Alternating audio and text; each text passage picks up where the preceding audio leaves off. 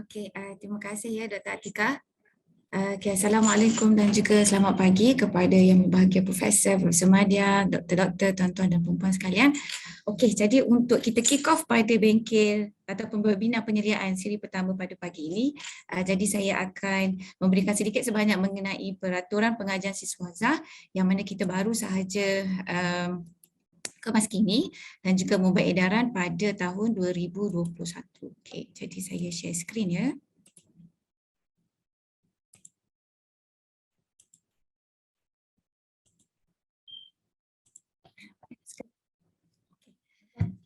Okay, jadi kita akan sama-sama berbincangkan mengenai peraturan-peraturan Universiti Kebangsaan Malaysia iaitu pengajian siswazah 2021. Jadi ini adalah edisi semakan 2021. Jadi kita ada banyak perincian peraturan yang kita telah gariskan di dalam buku peraturan. Namun begitu untuk webinar penyediaan pada pagi ini saya ambil snapshot beberapa yang saya rasa relevan kepada proses penyediaan di UKM. Jadi secara pengenalannya, dokumen peraturan ini dilakukan mengikut kitaran 5 tahun. Jadi dia telah diluluskan oleh Senat pada tahun lepas iaitu 30 Mac 2021. Ia diterbitkan dalam bahasa Melayu dan juga bahasa Inggeris dan juga dia mengambil senario terkini dan juga semua peraturan yang telah diluluskan dari tahun 2015 sehingga tahun 2021. Jadi kalau saya boleh tunjukkan pada mana-mana penyelia ataupun pensyarah-pensyarah yang ingin melihatkan kepada dokumen peraturan secara atas talian, jadi boleh pergi kepada laman web Pusat Siswazah, pastikan ia dalam bahasa Melayu, jadi kita boleh pergi kepada tab peraturan dan boleh pergi kepada peraturan siswazah. Ya, jadi maksudnya bila-bila masa sahaja ataupun pada di mana-mana masa sahaja dokumen peraturan ini bolehlah diakses hanya kepada sekiranya kita menggunakan alamat email domain UKM email .edu.my ya. Okey, jadi berbalik kepada PowerPoint. Jadi yang peraturan yang pertama yang kita akan lihat ialah peraturan yang ketiga dan keempat iaitu syarat penerimaan masuk program sarjana dan juga kedoktoran. Jadi untuk yang peraturan pertama saya rasa semuanya sudah arif ialah bahawa setiap program akan mempunyai syarat-syarat masing-masing, syarat PNJK ke ataupun syarat dan sebagainya. Jadi namun begitu, sukacita juga untuk saya maklumkan di sini sekiranya calon tidak diterima masuk pada sesuatu program, calon-calon boleh membuat rayuan pertimbangan semula kemasukan ke program sarjana ataupun ke kedoktoran lah. Saya gabungkan saja kerana ia adalah lebih kurang yang sama. Boleh dikemukakan kepada fakulti ataupun institut yang dipohon dalam masa 30 hari dari tarikh keputusan diterima. Jadi ini adalah peraturan baru yang kita berikan kepada calon-calon untuk merayu sekiranya mereka merasakan mereka layak untuk masuk kepada program tersebut, kepada program tersebut setelah ditolak. Okey, ini adalah peraturan baru yang baru saja berkuat kuasa iaitu seseorang yang ingin memohon untuk mengikuti program sarjana ataupun kedoktoran tidak dibenarkan mengikuti mendaftar lebih daripada satu program pengajian siswazah sama ada di dalam atau di luar universiti dalam satu masa yang sama. Jadi kalau kita ada pelajar yang memberitahu kepada kita dia ialah memohon ataupun dia sedang mengikuti program pengajian siswazah di universiti yang lain, jadi kita harus menasihatkan bahawa mengikut peraturan beliau tidak boleh mendaftar ataupun mengikuti program lebih daripada satu program. Jadi dia kena pilih sama ada dia mahu di UKM ataupun di universiti yang lagi satu yang dia mendaftar. Okey, jadi kita pergi kepada peraturan yang kelima iaitu syarat keperluan bahasa Inggeris. Jadi pelajar antarabangsa yang pelajar antarabangsa perlulah memenuhi syarat kemasukan bahasa Inggeris ya mengikut program. Jadi kalau ada program itu IELTS-nya 6.5 ataupun 6 ataupun 5.5, jadi calon tersebut haruslah memenuhi syarat tersebut. Okay, namun begitu kita memberi kelonggaran kepada calon pelajar antarabangsa yang tidak memenuhi syarat kompetensi bahasa Inggeris. Jadi sekiranya ada calon yang menulis email kepada prof dan juga doktor-doktor kata boleh tak memasuki program di UKM walaupun tidak memenuhi syarat kompetensi bahasa Inggeris. Jadi jawapannya ialah boleh diberikan dengan tawaran bersyarat. Jadi pelajar tersebut harus mengikuti kursus persediaan bahasa Inggeris dalaman di UKM. Jadi yang ini ialah ditawarkan di UKM SHAPE dengan had masa selama 2 tahun maksimum dan tertakluk kepada peraturan Jabatan Imigresen Malaysia yang sedang berkuat kuasa. Okay, dan pelajar antarabangsa yang mengikuti kursus persediaan bahasa Inggeris dalaman perlu menduduki peperiksaan IELTS ataupun TOEFL ataupun MUAT ataupun mana-mana peperiksaan yang telah disejajarkan dengan CEFR. Jadi kalau kita melihat kita ada banyak jenis-jenis peperiksaan. Kalau dulu kan kita hanya tertakluk kepada IELTS dan TOEFL, namun begitu semenjak juga dengan COVID-19 dan juga disebabkan oleh pandemik COVID-19, jadi ada banyak lagi ujian bahasa Inggeris yang boleh diterima pakai dan telah disejajarkan kepada CEFR. Okey, jadi untuk peraturan seterusnya iaitu peraturan 7 tempoh pengajian. Jadi ini juga salah satu mana saya juga sebagai penilai pun ialah kadang-kadang terlepas pandang.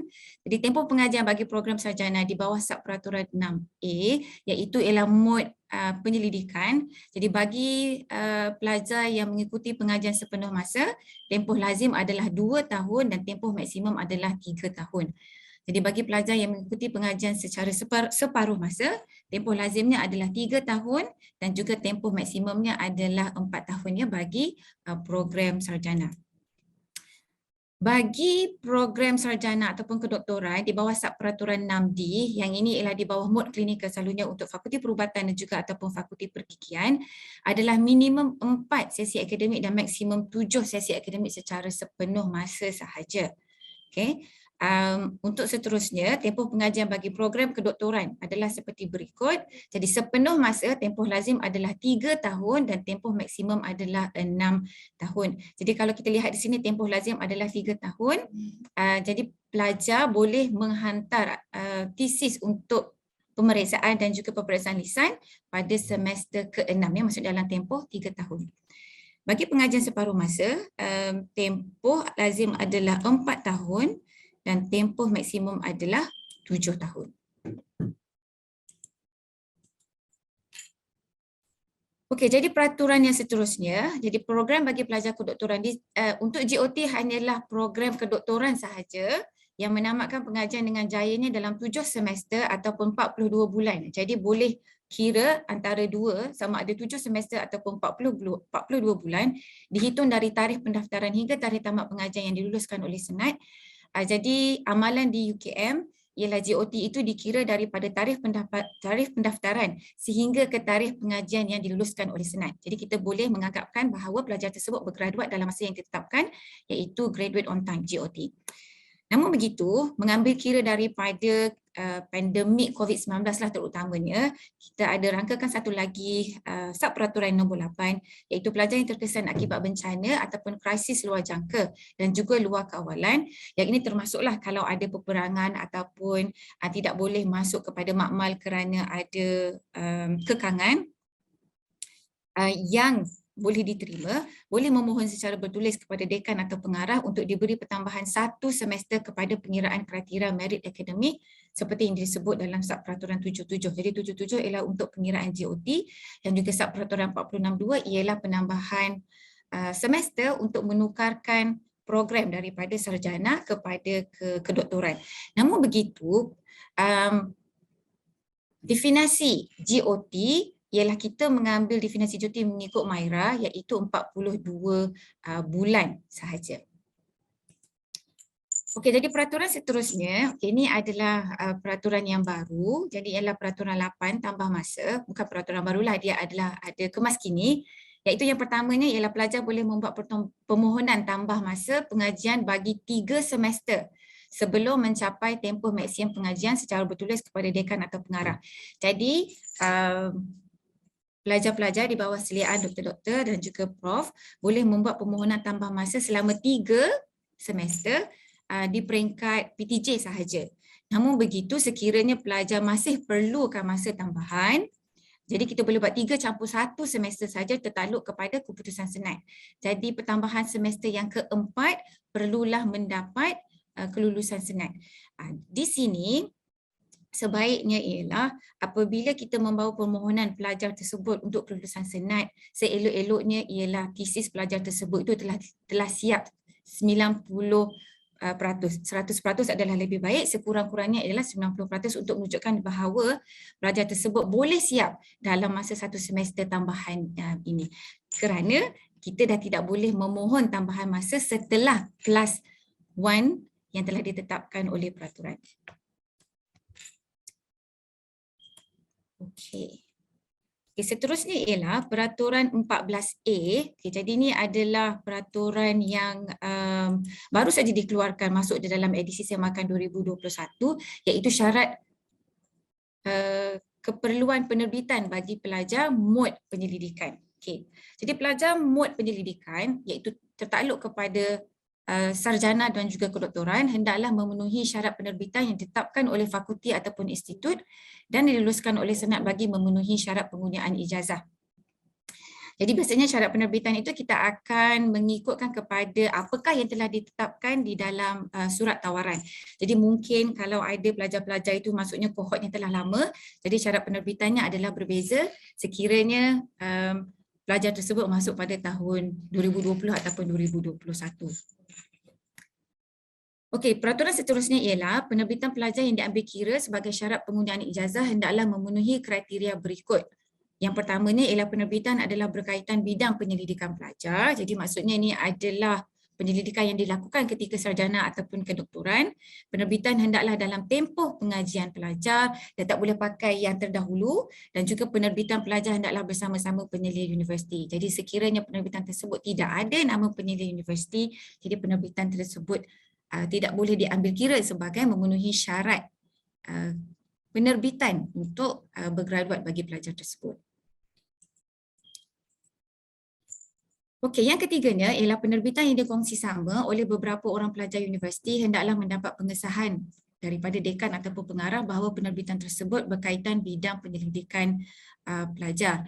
Jadi kita maklum ialah bahawa dalam senario penyelidikan yang terkini kita ada multidisiplin, kita ada kolaborasi bersama penyelidik-penyelidik yang lain. Jadi penerbitan tersebut tu mungkin mempunyai beberapa nama, terutamanya dia akan menjadi isu sekiranya melibatkan pelajar universiti. Okay? Jadi di sini kita harus mendapat pengesahan bahawa penerbitan tersebut memang memang adalah berkaitan dengan bidang penyelidikan pelajar. Kita juga tak naklah satu penerbitan itu diklaim oleh ramai-ramai pelajar untuk memenuhi syarat penerbitan.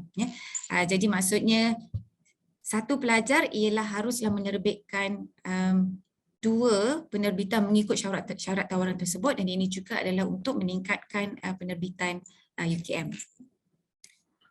Okey, untuk yang keempat, paten hasil pendidikan pelajar yang telah difailkan boleh diterima sebagai salah satu syarat penerbitan. Jadi biasanya kalau di UKM ada 2 syarat penerbitan, jadi salah satunya ialah boleh paten sekiranya ada. Jadi boleh satu penerbitan, boleh satu paten.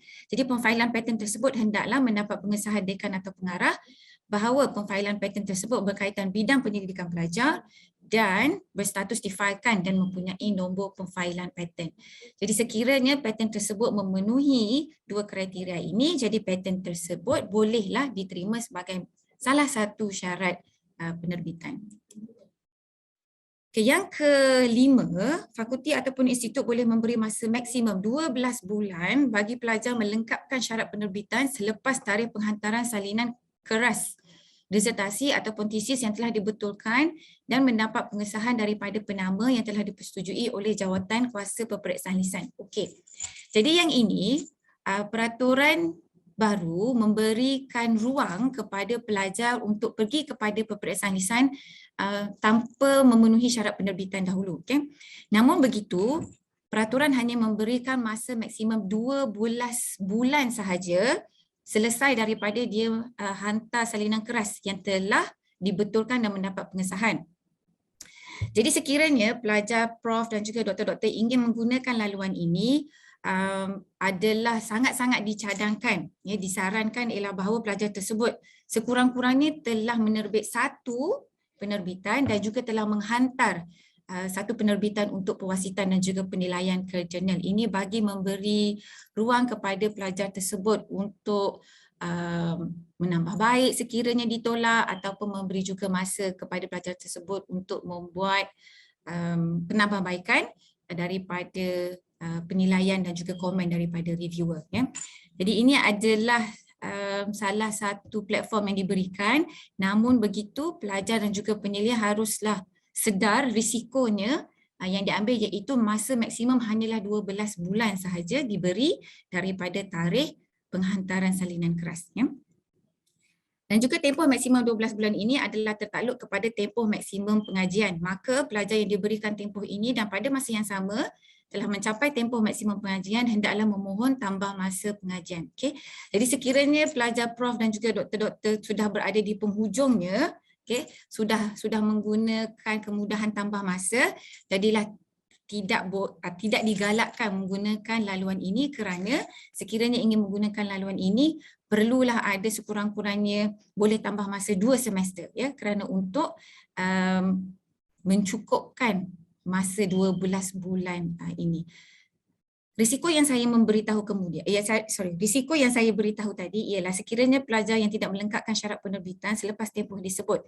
Jadi setelah 12 bulan pelajar masih tidak boleh melengkapkan syarat penerbitan ataupun masih lagi tidak diterima, kita tidaklah menunggu sehingganya diterbitkan. Diterima sahaja sudah memadai, masih dalam proses penilaian, masih dalam proses review, masih tidak diterima, jadi pelajar tersebut mengikut peraturan adalah dianggap gagal dan tidak layak dianugerahkan ijazah walaupun telah menjalani peperiksaan lisan, telah menyiapkan pembetulan dan juga telah mencetak salinan keras, ya.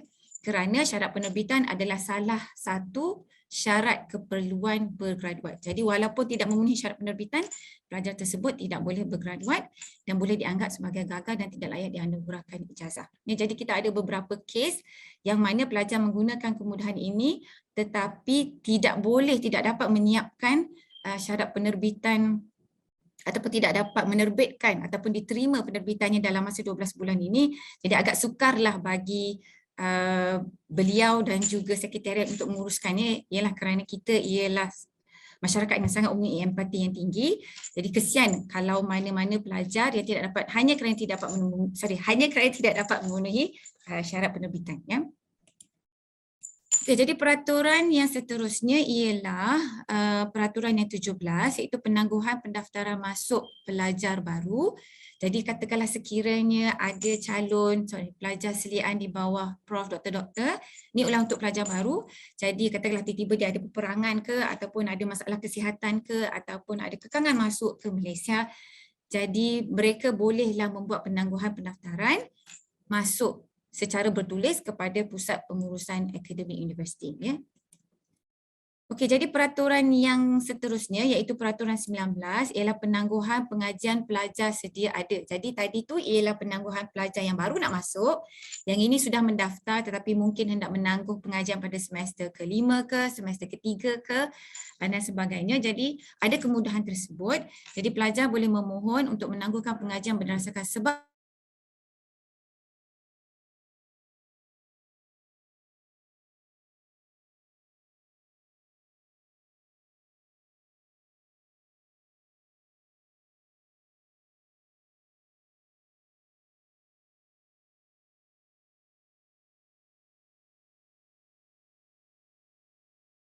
itu mixed mode, ya. Jadi penangguhan boleh 1 sehingga ke 4. Jadi maksimum 4 semester sahaja pelajar prof dan juga doktor-doktor boleh membuat penangguhan. Okey, bagi pelajar di bawah mod 6D iaitu klinikal, iaitu Fakulti Perubatan dan juga Pergigian, penangguhan pengajian hanya dibenarkan untuk tempoh minimum 1 semester sahaja dan tidak melebihi 2 semester sepanjang tempoh pengajian. Jadi kalau pelajar lain boleh menangguh sehingga 4 semester, pelajar di bawah mod klinikal hanya boleh menangguh maksimum 2 semester sahaja. Okay. Walau apapun tempoh yang ditetapkan di bawah peraturan 19.2 ataupun 19.3, pelajar boleh memohon tambah 1 semester sahaja lagi tertakluk kepada kelulusan senat. Jadi yang penangguhan yang sebelumnya boleh saja di peringkat PTJ, tambah 1 tadi sama seperti tambah masa ialah haruslah diluluskan oleh senat. Okay, pelajar yang diluluskan penangguhan pengajian secara dasarnya ialah tidak layak menggunakan sebarang kemudahan yang disediakan oleh universiti. Jadi biasanya ialah kemudahan penangguhan ini ialah kita berikan kepada pelajar-pelajar warga negara kerana pelajar antarabangsa yang menangguh pengajian hendaklah membatalkan pas pelajar dan tertakluk kepada Peraturan Jabatan Imigresen Malaysia dari semasa ke semasa. Jadi kalau pelajar antarabangsa ialah menangguh, dia sebenarnya tidak boleh berada di Malaysia kerana pas pelajarnya ialah dibatalkan. Tetapi namun begitu sekiranya beliau berada di luar Malaysia dan ingin menangguhkan pengajian, jadi kemudahan ini calon tersebut boleh gunakan. Okey, ini adalah peraturan yang dibuat disebabkan oleh pandemik COVID-19 iaitu peraturan 19A, penangguhan khas pengajian. Okey, tadi ialah penangguhan sebelum masuk untuk pendaftaran, yang kedua kita ada penangguhan ketika menjadi pelajar, yang ini penangguhan jenis ketiga ialah penangguhan khas pengajian. Jadi pemohon yang telah ditawarkan tetapi belum mendaftar ataupun pelajar sedia ada boleh memohon untuk penangguhan khas pengajian. Jadi penangguhan khas ini tidak akan diambil kira dalam kiraan semester yang dibenarkan untuk tangguh seperti yang disebut di dalam Subperaturan 17.1, 19.2 ataupun 19.3. Jadi syarat-syarat bagi membolehkan pelajar memohon penangguhan khas adalah seperti berikut. Sekatan kemasukan ke Malaysia oleh Kerajaan Malaysia. Jadi maksudnya Kerajaan Malaysia sendiri tidak benarkan pelajar tersebut untuk masuk ke Malaysia, jadi pelajar tersebut boleh memohon penangguhan khas, ataupun ada sekatan keluar dari negara asal akibat peperangan ataupun wabak penyakit, ataupun kita ada bencana, krisis luar jangka dan juga luar kawalan. Ini adalah sebagai contohnya sekiranya pelajar tersebut tidak boleh masuk kepada makmal, sebagai contohnya ada kekangan, mungkin ada wabak penyakit yang berlaku di dalam makmal tersebut, jadi pelajar tersebut tidak mempunyai akses kepada makmal, pelajar boleh memohon penangguhan khas pengajian. Namun begitu, pada tahun 2020 ataupun 2021,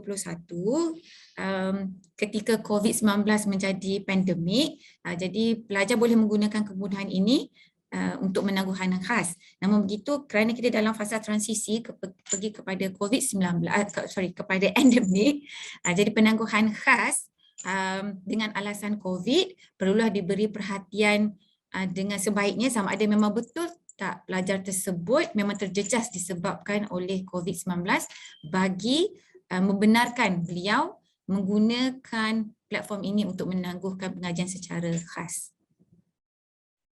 Okay, kerana sekiranya PTJ melihat permohonan pelajar tersebut itu adalah tidak mencapai kriteria penangguhan khas, jadi seeloknya pelajar tersebut menggunakan peraturan yang sebelumnya tadi itu ialah penangguhan pengajian sahaja. Okay, jadi semua permohonan untuk penangguhan khas pengajian ini adalah dibuat secara bertulis kepada dekan atau pengarah dalam tempoh 4 minggu daripada tarikh semester ataupun sesi bermula berserta bukti-bukti yang bersesuaian bagi memenuhi perkara yang dinyatakan di bawah Subperaturan 19A2 tersebut tertakluk maksimum 2 semester sepanjang tempoh pengajian. Jadi penangguhan khas pengajian ini kita berikan hanya 2 semester maksimum sahaja. Okey, jadi peraturan yang seterusnya iaitu Peraturan 20, pendaftaran bagi pelajar sedia ada yang telah menyerahkan disertasi atau tesis atau yang masih belum melengkapkan keperluan program. Ya. Jadi pelajar sedia ada di bawah Subperaturan 6A dan 6C yang telah menyerahkan disertasi atau tesis untuk pemeriksaan hendaklah terus mendaftar bagi semester seterusnya dan disertasi atau tesis diberi status sebagai penyerahan tesis untuk pemeriksaan sehingga peperiksaan lisan tesisnya selesai atau sehingga lain-lain keperluan program dilengkapkan tanpa dikenakan yuran pengajian. Jadi kebiasaannya pelajar dilupa untuk mendaftar setelah menyerahkan disertasi atau tesis untuk pemeriksaan. Jadi kalau boleh kita penelpon mengingatkanlah kepada pelajar dah daftar ke belum. Ya, walaupun sudah menyerahkan disertasi atau tesis kerana sekiranya beliau tidak mendaftar, beliau tidak boleh menjalani peperiksaan lisan kerana tidak dikategorikan sebagai student yang aktif. Ya. Jadi bagi tujuan pengecualian yuran mengikut subperaturan yang di atas, penyerahan disertasi atau tesis hendaklah selewat-lewatnya sebelum semester berakhir ataupun tarikh tertentu yang ditetapkan oleh universiti. Jadi yang ketiga, di bawah peraturan 20, pelajar sedia ada di bawah sub peraturan 6B iaitu kerja khusus yang telah melengkapkan keperluan kerja khusus tetapi belum melengkapkan keperluan penggunaan ijazah yang ditetapkan hendaklah terus mendaftar tanpa dikenakan yuran pengajian tertakluk kepada tempoh pengajian yang ditetapkan di peraturan 7 tadi tu ya, iaitu tempoh masa pengajian. Okay, kita pergi kepada peraturan 29 iaitu disertasi ataupun tesis. Jadi walau apa, keperluan disertasi ataupun tesis dalam UKM ialah ditulis dalam bahasa Melayu ataupun bahasa Malaysia. Walau apapun peraturannya itu, disertasi atau tesis boleh ditulis dalam bahasa Inggeris atau bahasa Arab. Okay, kita beri kelonggaran dan juga kemudahan untuk pelajar-pelajar UKM menulis disertasi atau tesis dalam bahasa Inggeris atau bahasa Arab. Buat masa ini hanya dua bahasa ini sahaja.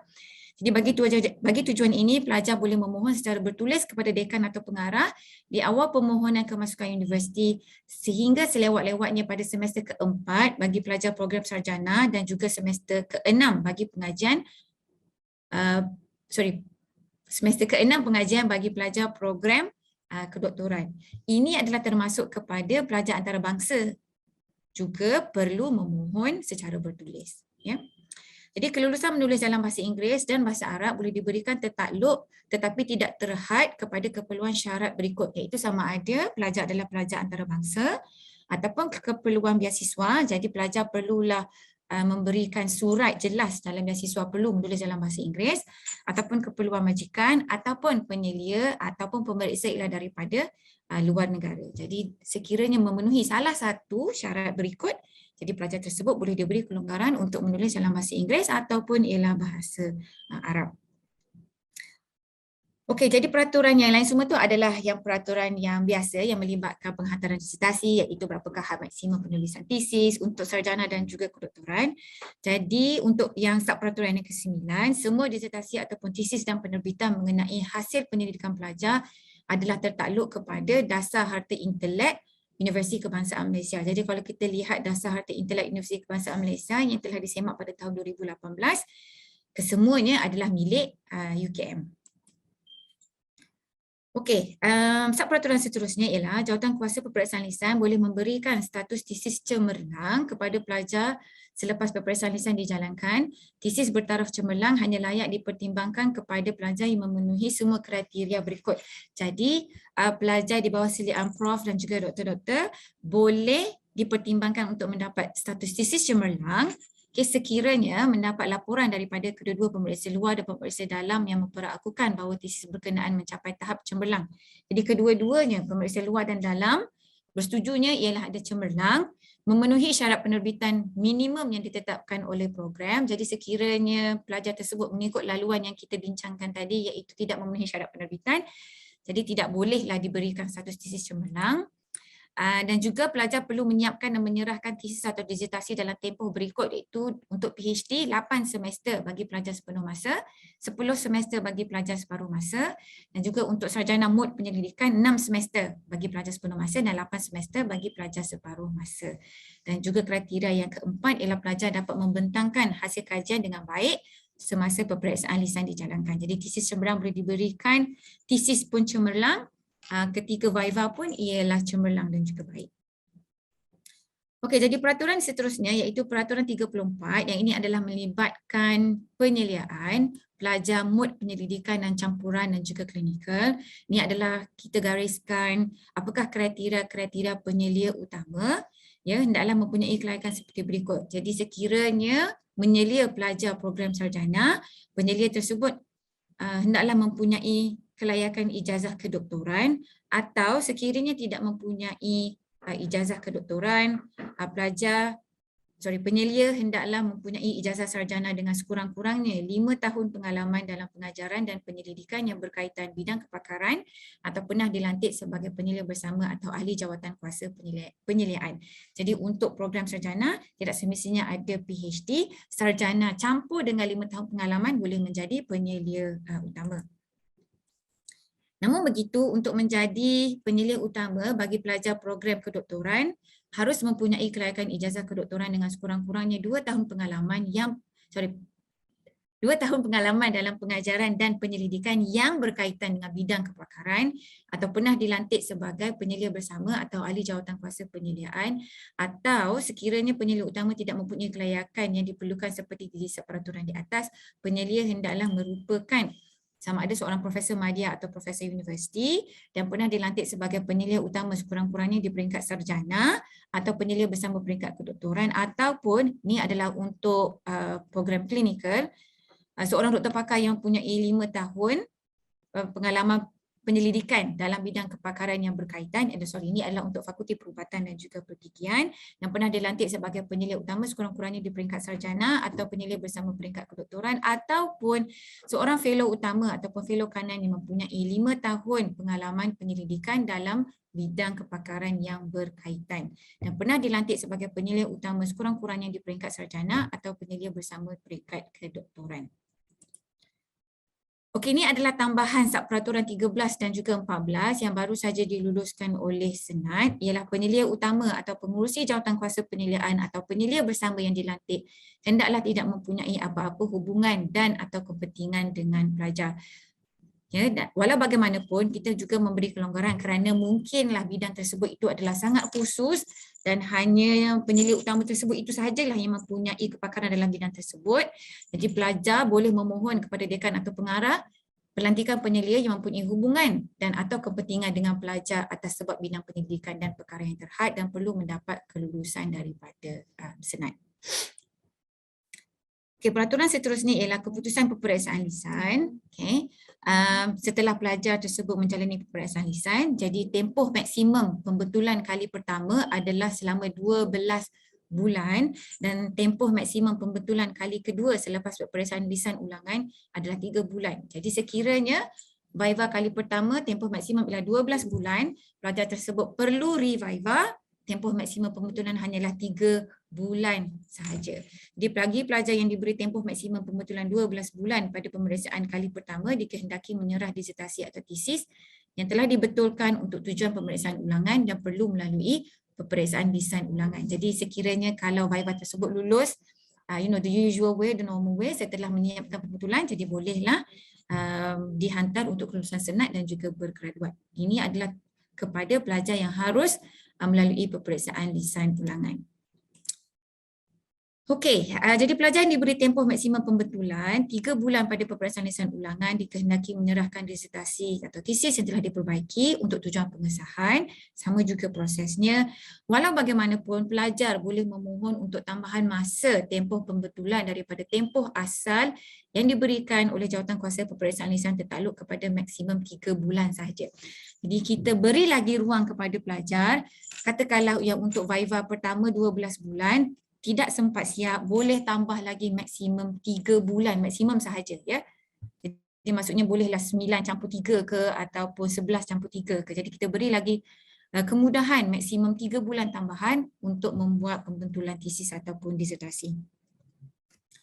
Jadi pelajar yang gagal menyerahkan disertasi atau tesis dalam tempoh maksimum termasuk tempoh tambahan yang kita dah berikan tadi, dianggap gagal dan tidak layak dianugerahkan ijazah yang mana pengesahannya perlulah melalui jawatankuasa peperiksaan lisan semula sebelum dikemukakan kepada Senat. Okey, peraturan seterusnya ialah pemeriksa luar. Jadi kan biasanya pada semester ketiga untuk program sarjana dan juga semester kelima kita telah boleh menghantar kepada PTJ calon pemeriksa luar. Okay, jadi kriteria untuk pemeriksa luar bagi program sarjana adalah seperti berikut. Memiliki ijazah kedoktoran dan menghasilkan graduan sarjana dan mempunyai 3 tahun pengalaman dalam bidang penyelidikan berkaitan bermula dari tarikh penerimaan ijazah kedoktoran dan menunjukkan kecemerlangan akademiknya. Jadi ini adalah kriteria yang ditetapkan secara dasarnya dalam peraturan. Biasanya fakulti ataupun institut ada menetapkan kriteria-kriteria tambahan dan itu adalah tertakluk kepada PTJ masing-masing. Okay, pemeriksa luar bagi pelajar program kedoktoran hendaklah terdiri daripada staf akademik. Jadi pemeriksa luar tersebut itu adalah mempunyai afiliasi kepada universiti ya dan mempunyai kelayakan seperti berikut: seorang profesor madya, memiliki ijazah kedoktoran, telah menghasilkan graduan doktor falsafah, mempunyai 5 tahun pengalaman dalam bidang penyelidikan berkaitan bermula dari tarikh penerimaan ijazah kedoktoran dan menunjukkan kecemerlangan akademik. Okay, jadi untuk pemeriksa luar bagi pelajar program di bawah mod pengajian klinikal adalah dilantik oleh fakulti ataupun institut dan telah diiktiraf sebagai doktor pakar dalam bidang berkaitan terdiri daripada staf akademik ataupun pakar bidang yang dilantik oleh mana-mana senat daripada universiti lain ataupun institusi lain yang diperlakukan oleh senat. Ataupun kita boleh mengambil pakar bidang daripada industri ataupun institusi lain yang dilantik sebagai pemeriksa luar hendaklah mempunyai pengalaman dalam bidang yang berkaitan sekurang-kurangnya 5 tahun untuk pemeriksaan di peringkat ijazah sarjana ataupun 8 tahun untuk pemeriksaan di peringkat ijazah kedoktoran. Dan juga pemeriksa luar yang dilantik hendaklah tidak mempunyai apa-apa hubungan dan atau kepentingan dengan pelajar. Untuk pemeriksa dalam bagi program sarjana adalah kriteria seperti berikut. Ijazah sarjana atau kelaikan lain diiktiraf oleh senat dan pengalaman dalam bidang berkaitan untuk program sarjana. Untuk program kedoktoran, pemeriksa dalam tersebut hendaklah sekurang-kurangnya memiliki ijazah kedoktoran atau kelaikan lain diiktiraf oleh senat dan berpengalaman dalam bidang yang berkaitan. Pemeriksa dalam bagi program sarjana di bawah mod klinikal hendaklah dilantik mengikut bidang kepakaran dan diiktiraf sebagai doktor pakar dalam bidang berkaitan oleh dekan dan juga pengarah ataupun pengarah. Okey, jadi peraturan 43 iaitu penilaian kemajuan penyelidikan iaitu pengisian laporan kemajuan calon lah, itu LKC. Jadi pelajar yang mengikuti pengajian di bawah sub peraturan 6A mod penyelidikan dan juga 6C iaitu mod campuran boleh diberikan status gagal dan diberhentikan sekiranya pelajar itu memperoleh laporan kemajuan calon seperti berikut. Jadi ini adalah kemudahan diberikan kepada penilai untuk kita menilai prestasi pelajar. Jadi sekiranya pelajar tersebut ialah tidak mencapai progres ataupun kemajuan yang diharapkan, jadi bolehlah diberi dengan ingatan sebanyak 4 kali sepanjang tempoh pengajian atau dengan lebih keras lagi ialah dengan amaran sebanyak 2 kali sepanjang tempoh pengajian ataupun gabungan 2 ingatan ataupun 1 amaran sepanjang tempoh pengajian ataupun gagal dan diberhentikan pada mana-mana semester. Ya. Jadi ini adalah yang diberikan kepada penilai untuk menilai kemajuan penyelidikan pelajar.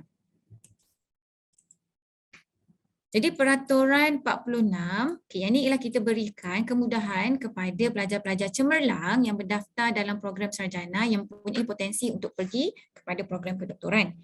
Okay, jadi calon tersebut boleh membuat permohonan menukar daripada program sarjana ke program kedoktoran yang mana permohonan tersebut dibuat secara bertulis kepada dekan atau pengarah dengan pengakuan penyelia utama ataupun pengurusi jawatankuasa penyeliaan selewat-lewatnya pada semester ketiga pengajiannya. Ya.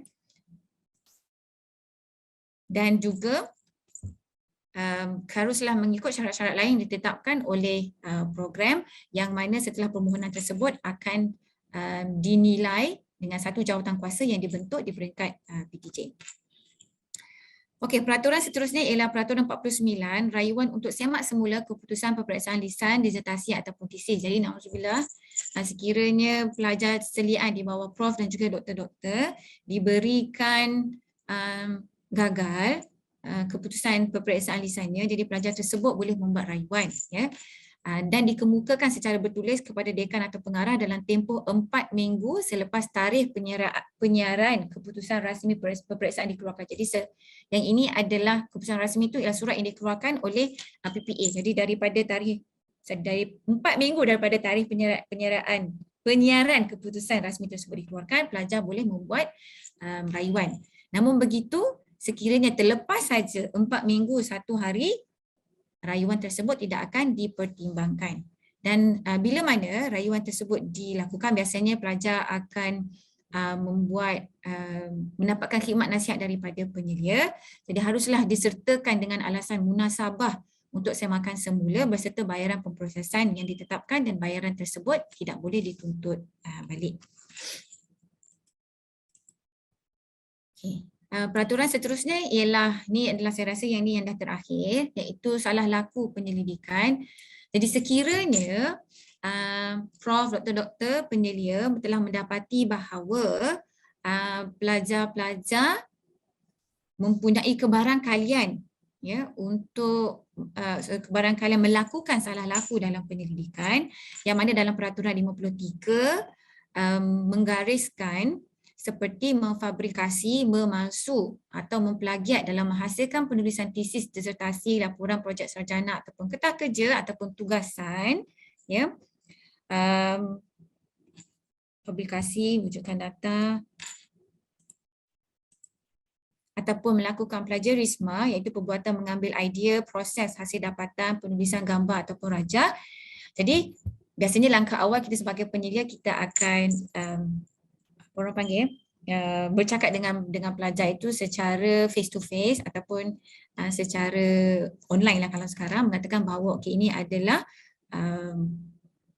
menyalahi tata cara penyelidikan. Jadi sekiranya pelajar tersebut masih berdegil, jadi bolehlah melakukan aduan kepada dekan ataupun pengarah menggunakan borang yang ditetapkan oleh universiti. Okay. Peraturan 53 juga menggariskan ialah salah laku penyelidikan tidak termasuk kesilapan suci hati ataupun perbezaan pendapat. Jadi mana-mana kes yang jelas nampak salah laku penyelidikan dan masih degil untuk melakukannya, jadi bolehlah kita melakukan aduan kepada dekan dan juga pengarah untuk proses selanjutnya.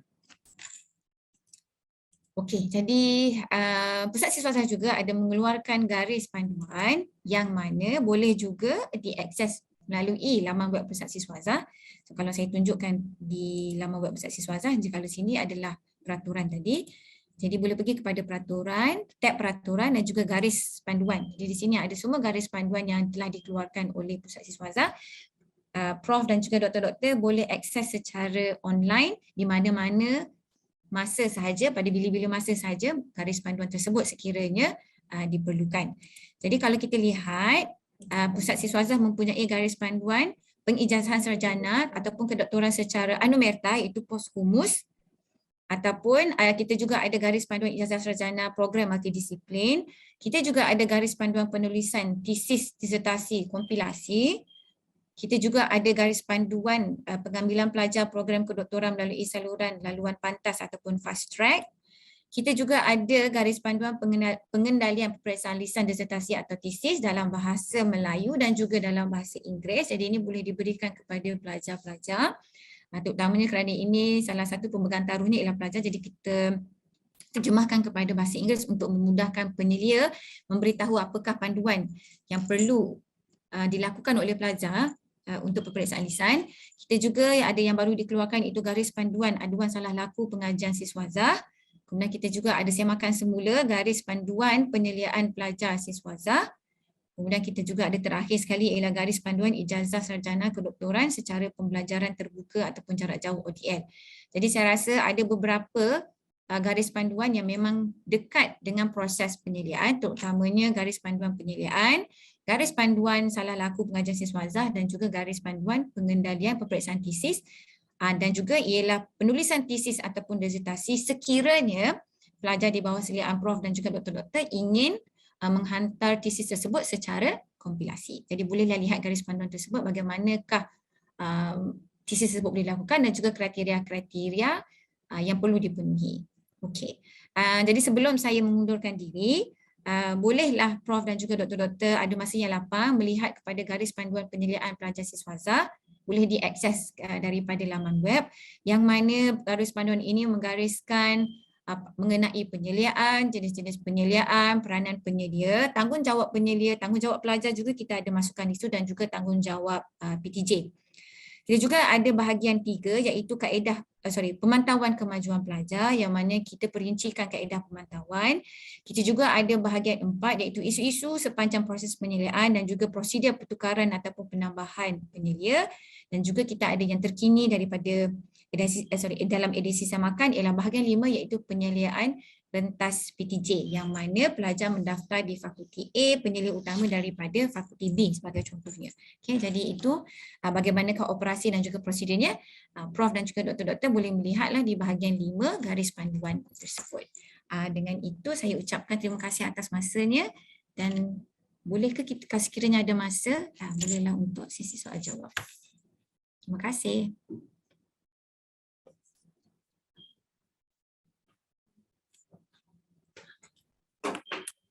Okay, terima kasih Dr. Hana atas penerangan yang sangat berguna dan sangat menyeluruh tadi. Ada sebarang soalan daripada para peserta yang hadir pada hari ini. Assalamualaikum. Assalamualaikum. Waalaikumsalam. Saya Ramadan Dr. Jafari Awang daripada Pusat Kajian Usuluddin dan Falsafah. Ini satu perkara saja saya nak dapat kepastian, iaitu tentang isu penangguhan khas pengajian. Jadi dikatakan 2 semester maksimum. Jadi apakah tempoh 2 semester itu untuk sekali ataupun dia hanya diizinkan katakan semester 1 dia minta tangguh. Kemudian semester 2 dia minta tangguh. Apakah sekali itu sahaja maksimum diizinkan ataupun sekaligus boleh 2 semester, kemudian next boleh lagi 2 semester atau bagaimana? Ya, terima kasih. Okey, terima kasih atas soalannya. Bukan, maksimum 2 semester sahaja sepanjang tempoh pengajian. Jadi dia hanya boleh menangguh secara khas 2 semester sahaja. Jadi seeloknya kalau cadangannya ialah tangguh 1 semester dahulu, kemudian sekiranya ada keperluan tangguh semester yang satu lagi sekiranya perlu. Jadi tidaklah digalakkan membuat penangguhan khas secara 2 semester berturut-turut.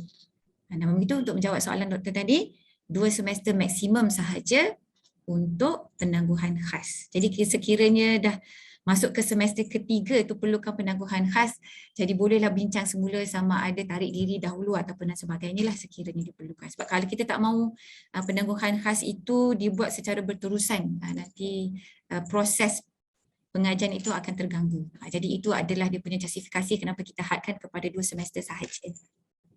Jadi maknanya kalau kes-kes tertentu berlaku, katakan akademik ataupun sesuatu perkara itu berlanjutan sehingga semester yang 3, bagaimanakah kes itu dikenalikan? Okey. Kalau dah begitu jawapan tersebut itu dah tak bolehlah menggunakan penangguhan khas.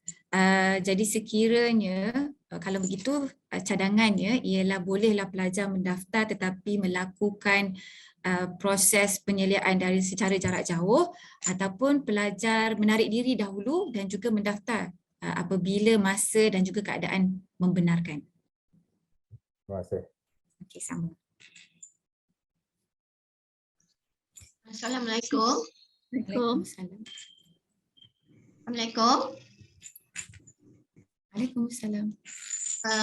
Saya nak tanya tentang tempoh tambah pengajian. Saya Rabia daripada IR4.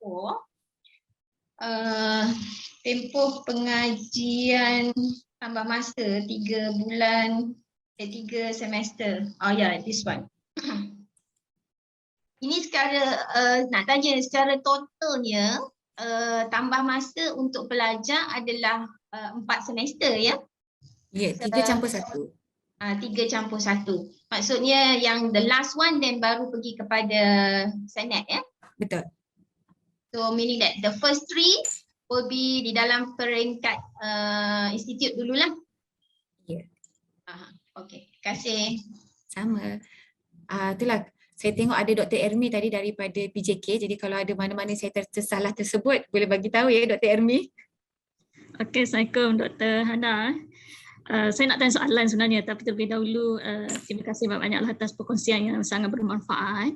Soalan saya satu je. Masa Dr. Hana explain tentang yang bahagian salah laku penyelidikan tadi, ada yang saya dengar apa itu kesilapan suci hati. Boleh explain sikit tak? Saya nak menjawab ni. Saya rasa sebab ini adalah terma yang digunakan saya rasa oleh legal rasanya. Jadi takut saya salah menjawabnya tapi pemahaman saya ni ialah maksudnya kesilapan yang tidak disengajakan. Okey, alright. Okey. Mungkin legal term kan. Ya, mungkin biar lawyer boleh bantu dan lebih baiklah pemahamannya. Alright. Terima kasih Dr. Hana. Assalamualaikum. Saya ada soalan. Ya. Dr. Wan Hana. Ya, saya. Dalam pelantikan pemeriksa luar ni, terutamanya untuk PhD kan, ada ciri-ciri khas pelantikan tak, syarat-syarat khas yang mesti ada kepada pemeriksa luar yang ditetapkan oleh pihak UKM ni, termasuklah kemungkinan dan penerbitan ke pengalaman dia ke dan sebagainya, mesti ada CJ juga ke atau bagaimana. Boleh tak pendetailkan sedikit dalam syarat pelantikan pemeriksa luar? Okey, terima kasih soalannya. Jadi kalau untuk lihat kita peraturan kepada 38, ini adalah syarat yang ditetapkan secara general ya kepada PTJ. Maksudnya ni adalah syarat universiti, iaitu memiliki, kalau syarat kedoktoran ni tadi. Okey, kalau syarat kedoktorannya dia ialah seorang profesor madya. Okey, profesor madya tu wajib Ya, wajib. Sebab ni adalah dalam peraturan. Maknanya tak ada profesor madya tak boleh memeriksa ijazah Kedoktoran. PhD ke atas ya? Betul. Okey. Kalau dibuat sebelum ni, anggap itu tak perasan kan? Okey. Okey. Yang kedua, ijazah kedoktoran. Yang ketiga telah menghasilkan paling kurang seorang. Paling kurang seorang. Okey, mempunyai 5 tahun pengalaman dalam bidang penyelidikan. Ya. Dan menunjukkan kecemerlangan akademik. Tafsiran menunjukkan kecemerlangan akademik ni sebab apa maksud dia? Okey, tafsiran menunjukkan kecemerlangan akademik kita letakkan secara general atas dasar peraturan ni kerana perincian kecemerlangan akademik ialah lebih baiknya diperincikan di peringkat PTJ. Jadi setiap PTJ mempunyai kriteria kecemerlangan akademik masing-masing. So sebagai contohnya kalaulah fakulti saya boleh katalah fakulti saya perlulah menerbit katalah maksudnya dalam 10 penerbitan dalam 5 tahun ke belakang ya sebagai contohnya. Okey. Untuk fakulti saya sajalah ya. Apa 10 penerbitan apa tu? 10 penerbitan berkaitan dengan bidang penyelidikan pelajar tersebut. Tidak perlu disyaratkan Scopus atau sebagainya. Itu tergantung kepada PTJ doktor. Maknanya syarat-syaratnya. PTJ itu perlu meletakkan 5 perkara, 5 kriteria ini sebelum melantik sebarang pemeriksa luar. Ya. Syarat ni bila bermula ni? Dah lama ni? Dah lama dah ni doktor. Okey. Yang ni saya harap ahli fakulti saya ni faham ni. Okey. Ada apa-apa lagi kat kecemerlangan akademik ni? Itu adalah mengikut tafsiran dan juga kriteria yang ditetapkan oleh PTJ. Okey, terima kasih. Sama. Syarat untuk master? Syarat untuk master adalah di sini. Peraturan 38.1. Ijazah kedoktoran, menghasilkan gelar sarjana, 3 tahun pengalaman. Betul. Okay. PhD berapa tahun pengalaman? 5. Kalau hilang catatan tadi, doktor boleh pergi kepada laman Sesawang Pusat Siswaza untuk lihat fail peraturan. Okey, terima kasih. Sama. Assalamualaikum Dr. Hana. Waalaikumsalam. Saya ada satu lagi soalan Rabia tadi. Kita tak ada semua. Ya. Saya boleh teruskan ya? Boleh. Okey, berkenaan dengan pelajar gagal yang dengan ingatan, amaran semua tu. Dekat last tu there is a clause gagal diberhentikan pada mana-mana semester. Okey, maksudnya dekat sini katakan kita ada proposal defense. Okey, proposal defense kepada pelajar master ataupun PhD lah yang by research.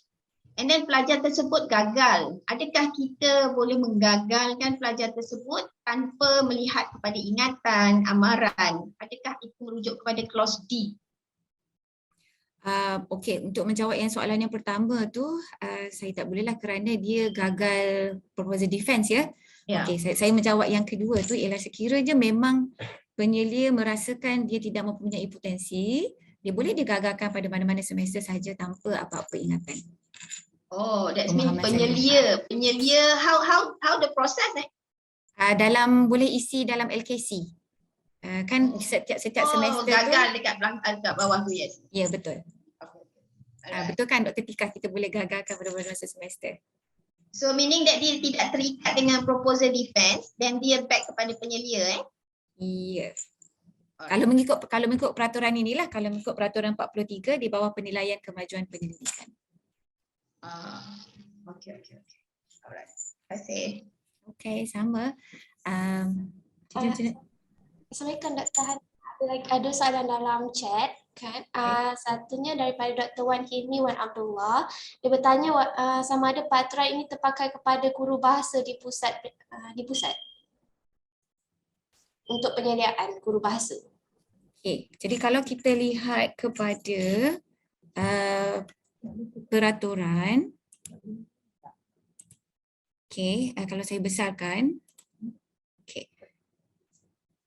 Tafsiran dia ialah kalau penyelia utama tu ialah seseorang staf akademik universiti. Jadi sekiranya guru bahasa tersebut ialah staf akademik universiti, jadi dia pun adalah terpakai. Kalau saya melihat daripada definisi sedemikian ya. Satu lagi soalan daripada Dr. Manira Ma'aruf.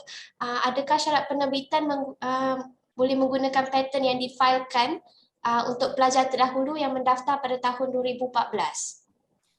Okey, untuk pattern ya. Untuk pattern tersebut, kalau kita lihat balik kepada peraturannya 14A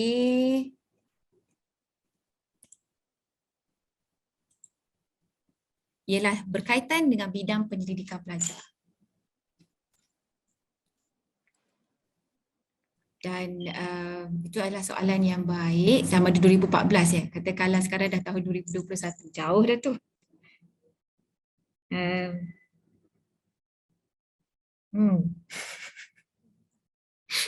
Tapi okey, pada masa ini saya rasa jawapannya ialah pattern tersebut adalah berkaitan dengan penyelidikan pelajar dalam program mana dia mendaftar. Jadi katakanlah dia mendaftar untuk program PhD dan patternnya adalah untuk master. Jadi saya rasa itu agak sukar untuk memenuhi kriteria ini kerana dia adalah perlulah berkaitan dalam bidang penyelidikan mana dia mendaftar. Okey. Harap dapat menjawab soalan-soalan yang diajukanlah. Terima kasih banyak-banyak Terima kasih. Dr. Hana atas penerangan semua dan jawapan tadi.